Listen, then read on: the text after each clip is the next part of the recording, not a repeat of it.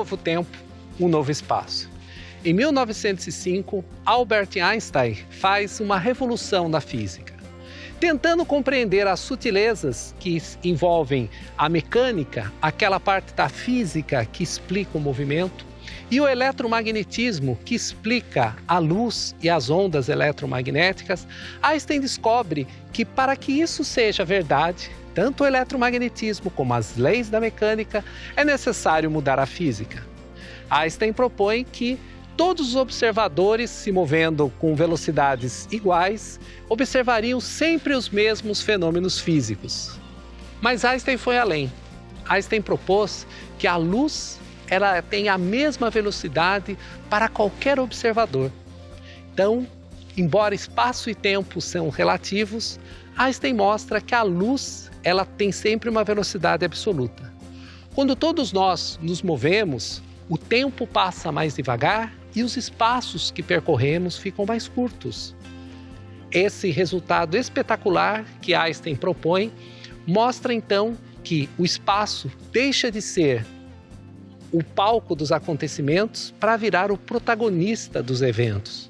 O tempo deixa de ser simplesmente uma coisa que passa, mas também influencia os nossos próprios eventos. A teoria da relatividade de Einstein foi revolucionária, pois ela conseguiu mostrar para nós que o espaço e o tempo dependem do movimento. Mas Einstein foi mais longe. Einstein também mostrou que o espaço e tempo ficam curvos na presença de massa. Com isso, Einstein fez a teoria da relatividade geral e explicou a gravidade. E aí a gente descobriu por que as maçãs caem.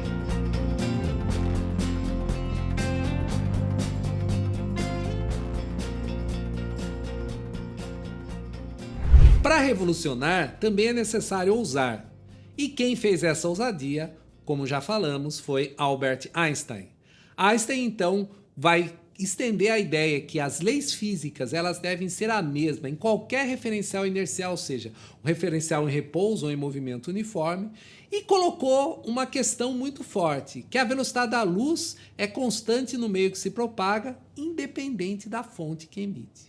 Com essas duas ideias, ele vai descrever o porquê que as equações de Maxwell e as equações da mecânica podem ser compatibilizadas. Mas para isso, você teve que mudar no conceito de espaço e no conceito de tempo. Essas ideias, então, como já dissemos, colocam o espaço e o tempo agora como protagonistas, não apenas como o palco dos acontecimentos. Mas Einstein não parou por aí. Einstein vai perceber que essa ideia dele valia para os corpos em movimento uniforme, mas o que acontece com os corpos acelerados? Ele vai avançar mais nessa ideia e vai propor uma nova teoria da gravidade, onde ele coloca aquilo que a gente chama do princípio da equivalência, que um corpo acelerado sob a ação de um campo gravitacional tem um movimento indistinguível, ou seja, um corpo sob aceleração ou um corpo com a presença da gravidade, eu não consigo distinguir esse movimento. E que a força gravitacional está relacionada com a presença de matéria que curva o espaço e o tempo. No Enigma do Movimento, nós vamos explicar isso com mais detalhe. Então, em 1915, Einstein vai revolucionar, propondo a teoria da relatividade geral, que amplia essa ideia. Essa ideia, então, revolucionária de Einstein, que o espaço se curva perante a gravidade, vai levar a um ponto muito importante, né? Que as órbitas dos planetas ao redor do Sol, por exemplo, é como se eles andassem sobre uma superfície curva. É como se você tivesse um lençol esticado colocando uma melancia ali no meio. Isso faz, então, que tenha uma curvatura naquele lençol. E aí, se eu pegar uma pequena bola de gude ou um limãozinho e jogar ali, ela vai fazer uma órbita circular em torno daquela curvatura. Para verificar que a teoria da relatividade geral de Einstein estava correta, ele propôs que, se a gravidade é uma decorrência da curvatura do espaço e do tempo, um raio de luz passando próximo de uma estrela, como o Sol, teria um desvio na sua trajetória. Porque a luz ela sempre se move na mesma velocidade e a gravidade estaria desviando o caminho que ela estava passando. Então, para isso, Einstein imaginou o seguinte: Um eclipse total do Sol, quando você tem a Lua na frente do Sol, escurece o céu naquele momento, seria possível fotografar as estrelas ali perto do Sol e ver como a luz estaria desviada da posição que elas estariam se o Sol não estivesse naquela posição. Foram feitas inúmeras tentativas desde 1915 até 1919, quando em Sobral, no interior do Ceará, aqui no Brasil, e nas Ilhas Príncipes, na costa da África, foi registrado o eclipse em 29 de maio de 1919. Essa observação, feita pela equipe do astrônomo Arthur Eddington, mostrou que o valor do desvio da luz batia com a teoria da relatividade de Einstein.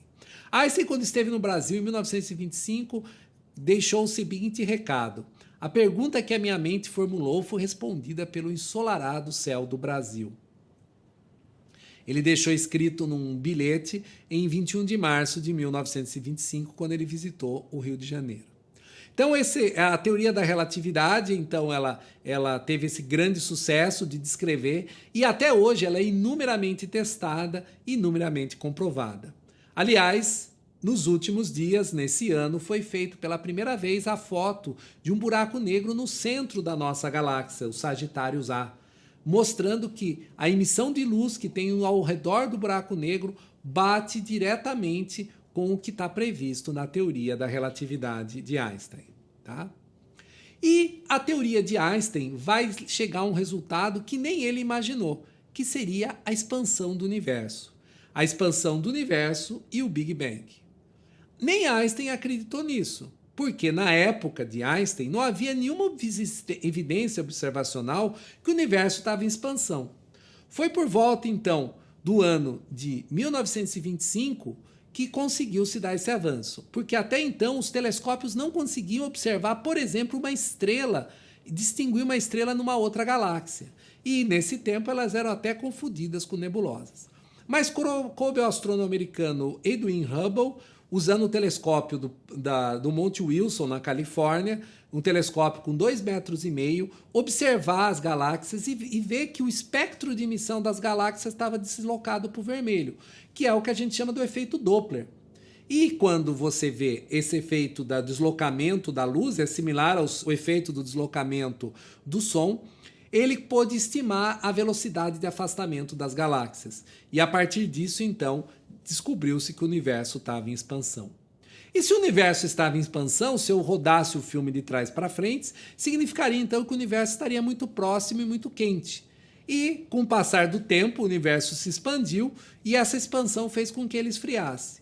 Dessa forma, foi previsto por Gamow em 1947, se isso aconteceu, que o universo deveria ter uma temperatura na ordem de 3 Kelvin ou 276 graus Celsius negativos. E isso também respondeu à famosa pergunta: por que a noite é escura? Porque leva uma solução para o paradoxo.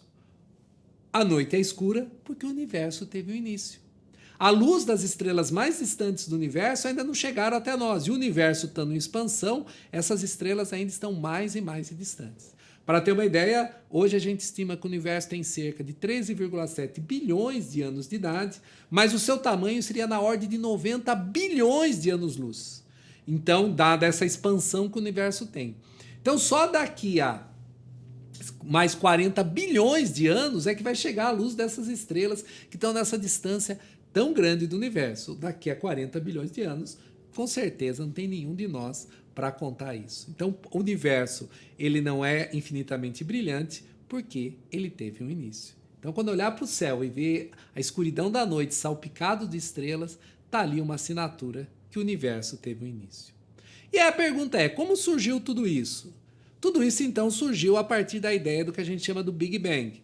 O Big Bang, então, é o que a gente chama de uma singularidade, onde, então, nesse momento inicial do universo, você tinha toda a concentração de massa e energia, e que por alguns segundos, ou melhor dizendo, por alguns instantes, na ordem de 10 a menos 43 segundos, eu pego o número 10 e divido por 10 seguido por 43 zeros, o universo fez uma expansão muito rápida. A gente chama isso de expansão inflacionária.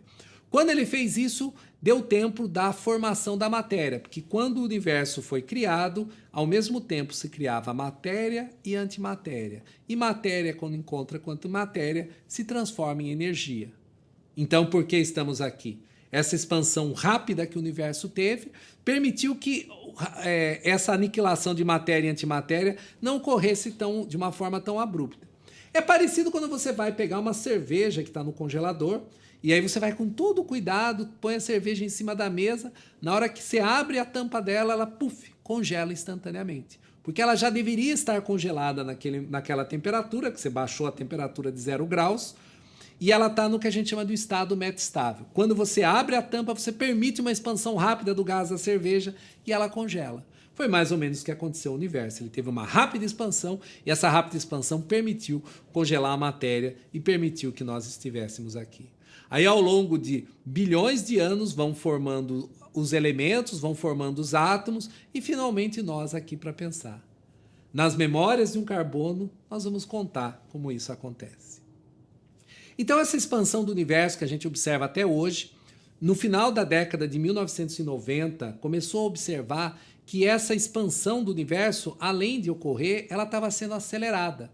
E essa expansão acelerada do universo foi atribuída a uma forma de interação que até hoje a gente não entende muito bem, que a gente chama de energia escura. E além disso, ao observar a rotação das galáxias, se descobriu que a rotação das galáxias era perturbada por alguma matéria que estava em torno da galáxia, mas ao mesmo tempo você não observa ela, porque ela não interage com a luz. Então é o que a gente chama de matéria escura.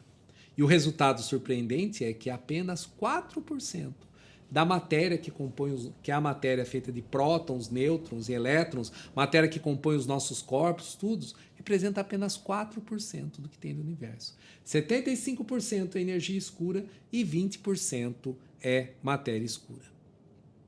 Por outro lado, a gente olhando o universo nessa sua imensidão, se a gente olhar para o interior de um átomo, também existe um universo ali dentro, tá? O átomo, então, a gente sabe que ele é composto por prótons e nêutrons no seu núcleo, com os elétrons girando na sua volta. E esses elétrons girando em sua volta não são como planetas girando ao redor do Sol. É uma coisa muito mais complexa que a gente vai explicar na aula sobre o admirável pequeno nanomundo, onde a gente vai mostrar que os átomos, então, têm comportamento muito diferente, onde as ideias, tanto da mecânica newtoniana quanto da teoria da relatividade de Einstein, não são válidas. É o outro universo, universo descrito pela física quântica. Então, os prótons e nêutrons que compõem o núcleo, eles também são compostos por outras partículas menores, que a gente chama de quarks, que são partículas que já foram detectadas em experimentos de laboratórios. São 6 quarks que chamam up, charm, top, down, strange e bottom. Essas partículas, como os quarks, a gente pode representar elas com esse quadro aqui, né, que é uma figura impressionista de Stefan Damiani, onde seriam as partículas mais fundamentais dentro da estrutura do átomo. Mas para explicar tudo isso, ainda existe um grande problema. A teoria da relatividade geral de Einstein ela não é compatível com a física quântica. Há uma diferença muito grande entre elas. E para tentar conciliar isso, muitas vezes se propuseram várias teorias, e a mais famosa são as chamadas teorias das supercordas, que conseguem fazer uma conciliação entre a gravidade e a mecânica quântica, porém necessita de um universo em 11 dimensões, que até hoje a gente não conseguiu observar essas outras dimensões. Essas dimensões elas são muito pequenas, muito difíceis de olhar. Imagine quando se a gente pegasse um fio, como vocês estão vendo aqui, parece que o fio tem apenas uma única dimensão, só tem comprimento. Mas se a gente olhar um pouquinho mais de perto, a gente vai ver que ele tem largura e tem uma espessura em torno dele. Essa largura e espessura dá então a esse fio 3 dimensões. Então as dimensões adicionais das cordas, elas seriam outras dimensões enroladas nas outras 3 dimensões que a gente consegue observar aqui. Essa então compreensão do universo, então, que nos dá essa ideia, nos leva à questão: qual será o destino final do universo? Será que o universo vai expandir para sempre e vai virar nada? Ou ele vai expandir até um certo momento e depois ele vai contrair? Bem, as observações até agora indicam que o universo está em expansão acelerada, e ele vai expandir para sempre, devido principalmente ao efeito da energia escura, que representa 73% do universo, 23% a matéria escura, apenas 4% feito de átomos e da matéria. Como vocês viram, a busca pela compreensão cósmica ainda não chegou ao final. Fizemos uma viagem desde o tempo dos gregos, onde tentavam entender a origem do universo a partir da observação do céu. Fomos mais além, compreendemos como que o universo como um todo evolui, principalmente levando em conta as ideias fundamentais de algumas teorias físicas, em particular a teoria da relatividade de Einstein. A teoria da relatividade de Einstein mostrou para nós que espaço e tempo estão interligados e, junto a eles, a gravidade molda o nosso universo. Vamos aprender um pouco mais, vamos conhecer mais sobre isso na nossa próxima aula, no Enigma do Movimento.